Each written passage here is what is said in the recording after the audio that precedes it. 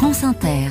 L'histoire du monde, Anthony Bélanger, c'est un scoop du Washington Post que vous relayez aujourd'hui. Oui, les journalistes du grand quotidien états-unien ont réussi à s'entretenir avec 2 mercenaires de la milice russe Wagner, capturés par les forces ukrainiennes. Leur article commence ainsi. Les 2 hommes sont allongés sur le sol carrelé et sale d'un bureau vide, toujours vêtus de leurs treillis ensanglantés et en partie couverts de bandages. Le premier a les mains entravées de rubans adhésifs verts, le second, non.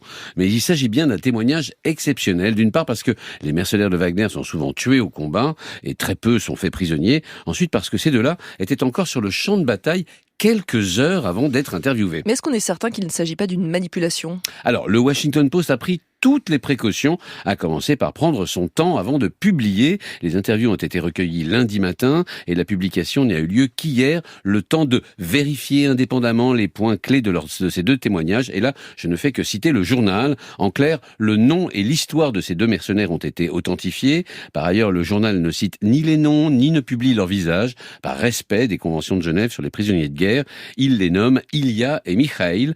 Ilya a 30 ans, vient de la région de Smolensk, et Mikhail a 35 ans et vient de Tchita en Sibérie. Les 2 ont été recrutés dans une colonie pénitentiaire russe alors qu'ils effectuaient respectivement 6 ans et 9 ans de prison pour meurtre en état d'ivresse. Et qu'apprend-on alors dans leur témoignage ? D'abord que ce sont 2 hommes à la fois contrits et sur la défensive, mais qui très vite se sont livrés. Ils expliquent avoir sincèrement cru que l'armée ukrainienne faisait subir des horreurs à la minorité russe en Ukraine donc, mais leur motivation principale était la promesse d'une grâce après 6 mois de contrat avec Wagner et surtout les 1200 € de salaire mensuel et les primes de 1100 € s'ils parvenaient à toucher un poste ukrainien ou à détruire un véhicule ennemi. Ils confirment avoir vu des dizaines de vidéos de déserteurs assassinés ou de rebelles les mains écrasées, le tout à coups de masse à titre d'avertissement. Ilya explique qu'un membre de son groupe qui se plaignait a même été tout bonnement abattu. Oui, ça d'ailleurs Wagner s'en vante sur les réseaux sociaux. Oui, on soupçonnait aussi l'énormité des pertes de Wagner.